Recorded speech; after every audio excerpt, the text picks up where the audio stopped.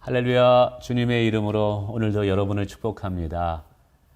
늘 하나님 안에서 강건하시기를 기원드립니다. 우리의 영혼을 강건케 하는 것은 기도와 말씀과 또 성령의 순종인 줄을 믿습니다. 자, 그래서 오늘은요, 순종에 관한 예수님의 생각 그리고 가르침을 잠시 살펴보기를 원합니다. 함께 읽을 말씀은 요한복음 4장 34절의 말씀입니다. 제가 한번 읽어보도록 하겠습니다. 예수께서 이르시되 나의 양식은 나를 보내신 이의 뜻을 행하며 그의 일을 온전히 이루는 이것이니라. 예수님께서 말씀하시죠. 자신의 양식이 무엇이냐? 나를 보내신 아버지의 뜻을 행하는 것이다. 아버지의 뜻을 행하는 것이 한마디로 순종입니다.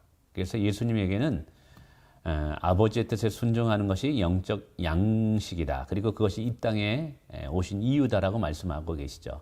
이것을 좀 더 확대 우리 해석하고 그 의미를 부여하면 저는 세 가지로 한번 생각해 보았습니다. 첫째로 예수님에게 있어서 순종이라는 것은 신앙의 꽃 혹은 신앙의 열매다라고 말씀드리고 싶습니다. 보통 이 화초를 기르시는 분들이 또 물을 주고 또 햇볕에 화초를 넣고 아주 이쁘게 꾸미는 이유는 봄철에 꽃이 피는 그 시기를 기다리기 때문에 그러죠. 또 농부가 또 밭에 나가서 씨를 심고 또 많은 수고를 하는 것은 가을에 또 열매를 맺기 위함이죠. 오늘 우리 하나님께서 우리를 구원하시고 또 우리를 통해서 계속 은혜를 베푸시며 우리를 인내하며 기다리시는 이유 중에 하나가 무엇일까요? 바로 우리의 삶에 신앙의 꽃이 피기를 원하고 오늘 우리의 삶에 신앙의 열매가 맺어지기를 원하기 때문인 것이죠. 바로 그 신앙의 꽃과 신앙의 열매가 저는 순종이라고 이야기 드리고 싶습니다. 그래서 우리의 신앙생활에서 순종이 없다면 분명히 신앙생활은 형식적일 거예요. 그저 말만 앞세우는 죽은 신앙이 될 수 있습니다. 오늘도 예수님은 이 땅에 오셔서 자신의 뜻을 이루지 아니하셨다라고 말합니다. 철저히 하나님 아버지의 뜻을 이루기 위해서 오셨다. 그리고 그것을 위해서 최선을 다하죠.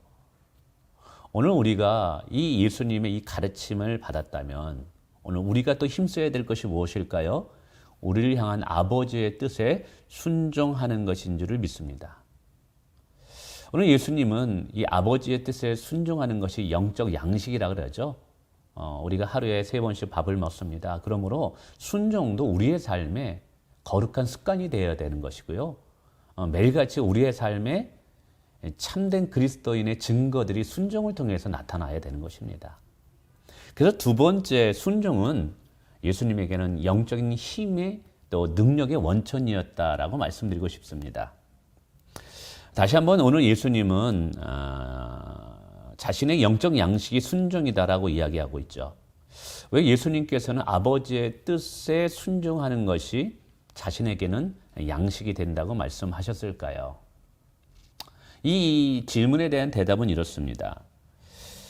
우리의 육체가 밥과 반찬, 고기 이런 양식을 통해서 영양분을 공급받듯이 예수님께는 아버지의 뜻을 이루는 순종을 통해서 아버지로부터 영적 영양분을 공급받는다는 것이죠. 우리의 육체가 우리의 양식을 통해서 강건해지듯이 예수님에게는 순종을 통해서 당신의 영혼이 강건해졌다라는 것이죠. 여러분, 이것은 예수님에게만 적용되는 것이 아닙니다. 오늘 우리에게도 적용된다라는 것이죠. 여러분, 오늘 우리에게 영의 양식이 무엇일까요? 하나님 말씀입니다. 그러나 오늘 예수님은 오늘 우리가 영적인 능력과 힘을 얻는 또 다른 도구가 순종이라고 이야기하고 있습니다.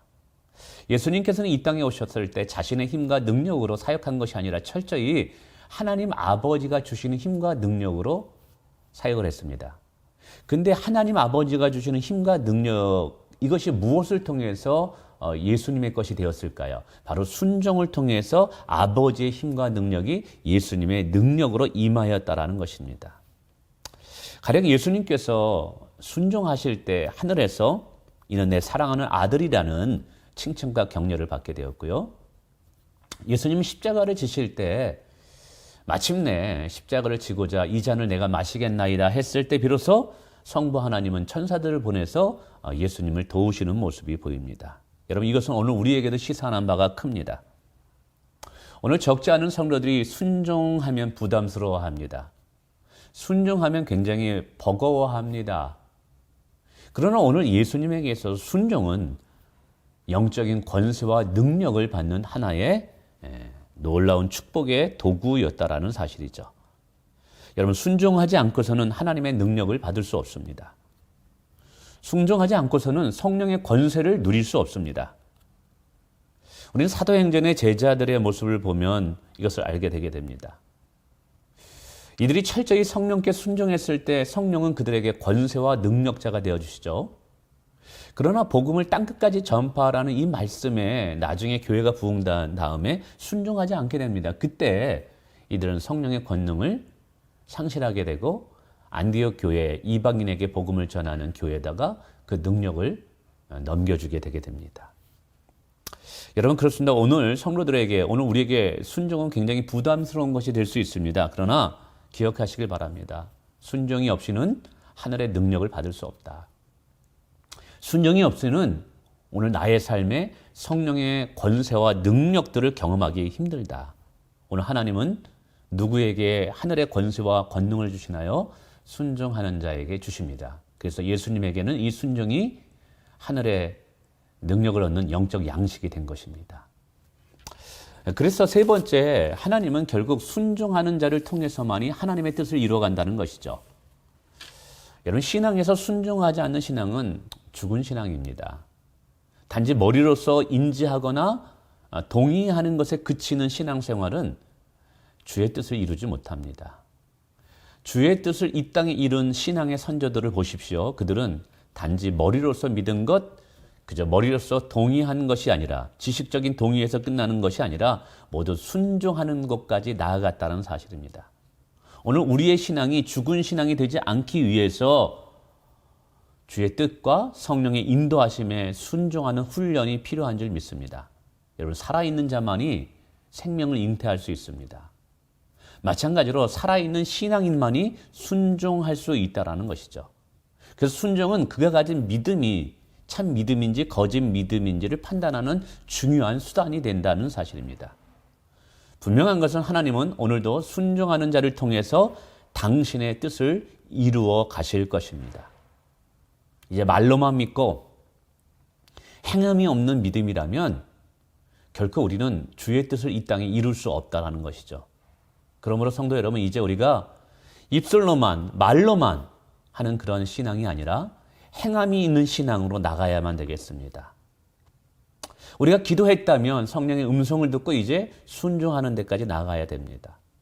말씀을 읽었다면 이제 행함으로 나가야 됩니다.